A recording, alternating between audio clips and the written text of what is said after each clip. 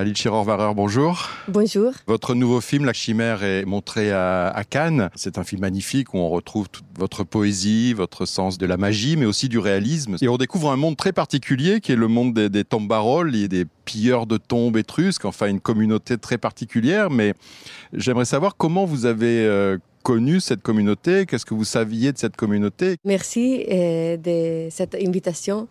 Et depuis que je suis petite, je vis dans une région où on peut dire que c'est les morts qui donnent la vie. Mais aussi, depuis que je suis petite, je sens les racontes des les pilleurs de tombes. Des gens qui, surtout dans les années 80-90, des hommes, surtout des hommes, qui allaient la nuit chercher des objets archéologiques dans les tombes pour les vendre en Suisse. C'est-à-dire c'était tout un grand trafic. Et il y a des incroyables enquêtes des journalistes qui racontent un trafic d'objets plus grand que le marché de la drogue. Qu'est-ce que ça m'a très impressionné quand j'écoutais que ces gens-là allaient contre la loi des vivants, la loi du jour, mais ils allaient aussi contre la loi des morts, la loi de la nuit. Et j'arrivais pas vraiment à comprendre où est-ce qu'ils pouvaient trouver le courage de... Oui, peut-être tu peux échapper à un policier, mais comment est-ce que tu peux échapper à la malédiction d'un mort? J'étais très perturbée par cette activité. Et je me suis demandé quand est-ce qu'on se sent le droit de prendre quelque chose qui était sacré, qui est sacré, et de le vendre, quand on ne croit plus que c'est sacré. Et finalement, j'ai compris que ça pouvait être l'histoire d'une génération qui finalement se sentent séparés du passé. Une génération qui, après 3000 années, dit « j'ai rien à voir avec vous, je suis différent, je peux prendre des objets sacrés, je peux les vendre, je peux faire n'importe quoi ». Et je pensais que cette sensation d'être nouveau, d'être différent, c'est aussi très contemporaine.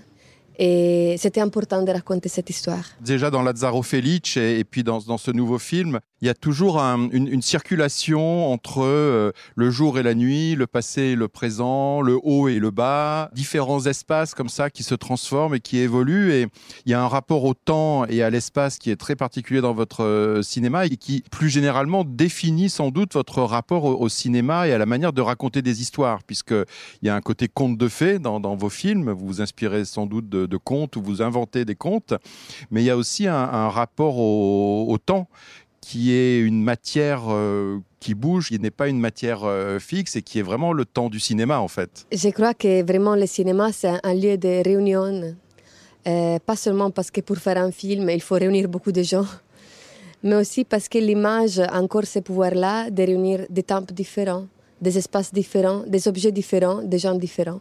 Et c'est quelque chose que je cherche dans mes films, de pouvoir créer un espace fluide où on peut rencontrer des différents niveaux.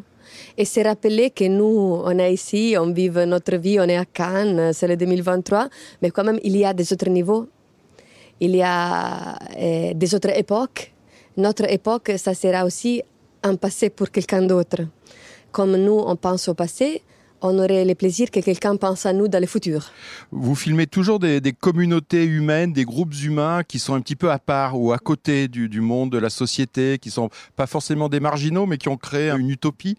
Et votre personnage principal, qui s'appelle Arthur, je dirais que c'est un étranger au milieu de ces gens eux-mêmes étrangers. Et je voulais savoir pourquoi vous aviez envie que ça soit pas un Italien, que ce soit un Anglais, et comment vous avez eu l'idée d'un homme qui a ce don absolument extraordinaire de pouvoir sentir le vide, donc de pouvoir trouver des trésors qui sont cachés sous la terre. Arthur vit sur les murs d'une ville, un mur très ancien. Il n'est pas dedans, il n'est pas dehors. Il vit vraiment sur les bords de quelque chose. Je voulais donner avec sa maison l'idée de lui.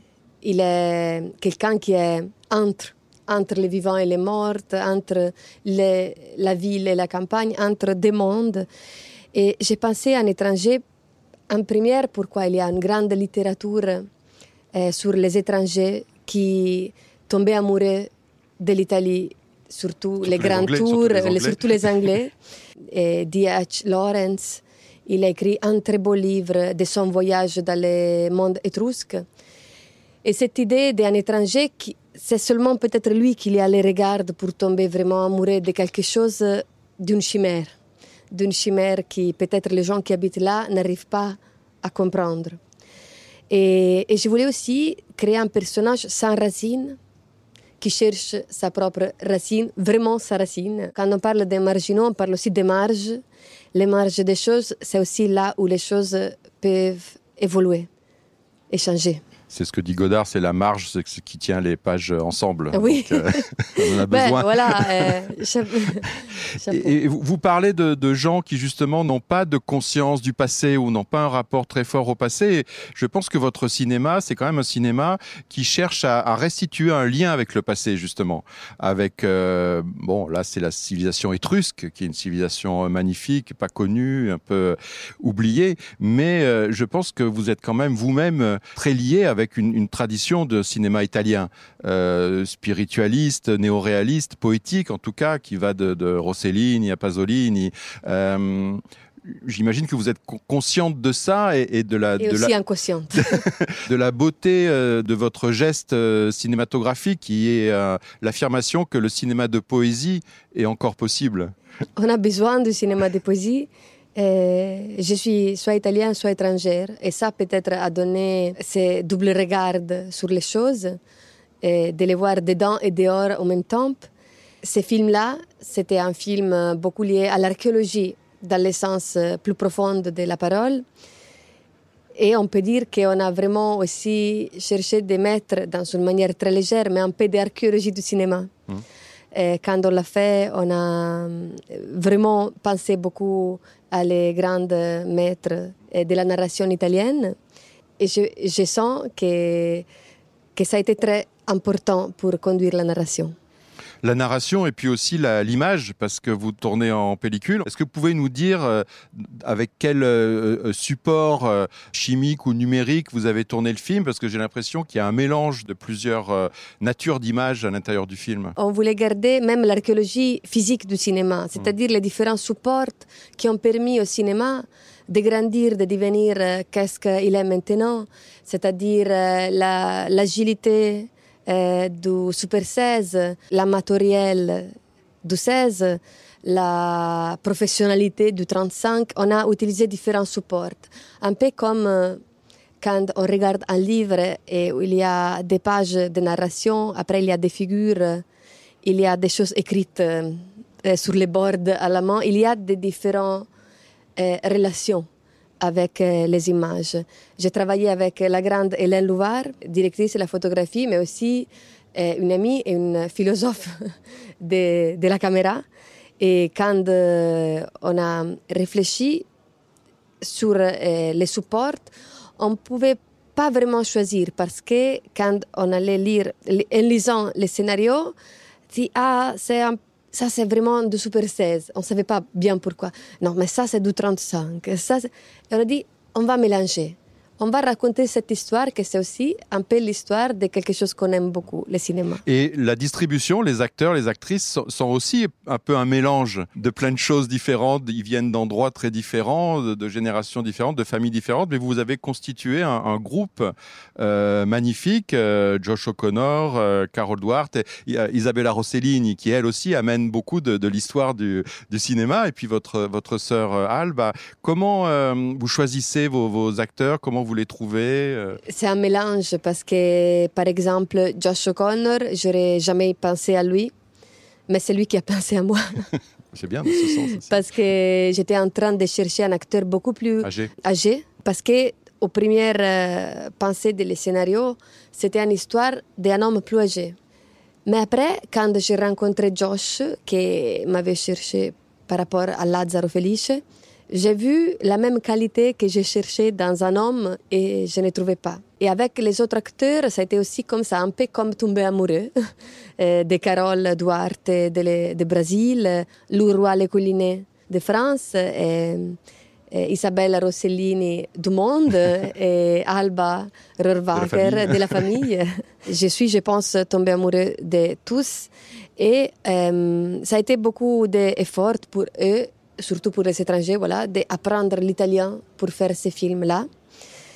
Je voulais vraiment créer une histoire qui parle vraiment de l'Italie, mais vraiment aussi avec beaucoup d'étrangers, comme les étrangers sont part de notre vie et de notre pays. Alice Rohrer, merci beaucoup pour ce film magnifique. Et merci, merci beaucoup à vous et bonne continuation. Merci. Merci. Alors, je peux dire des films, c'est-à-dire c'est les premiers films que vraiment j'ai vus au cinéma.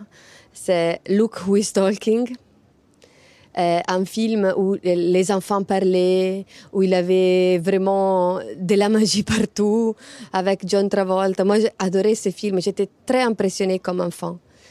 Et naturellement, j'ai pensé encore que le cinéma, c'était quelque chose où on n'est pas consciente de notre corps comme spectateur. On va au cinéma et on oublie qu'est-ce qu'on est.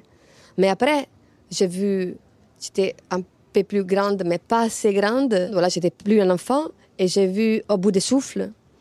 Et là, je me suis rappelée pendant la vision de moi aussi, que j'étais en train de regarder quelque chose. Et cette sensation d'être dans une histoire, mais aussi de ne pas oublier de moi, de mon regard, ça m'a très frappée. Et je ne vais pas encore penser de faire du cinéma, mais au moins d'aller beaucoup au cinéma. Merci beaucoup.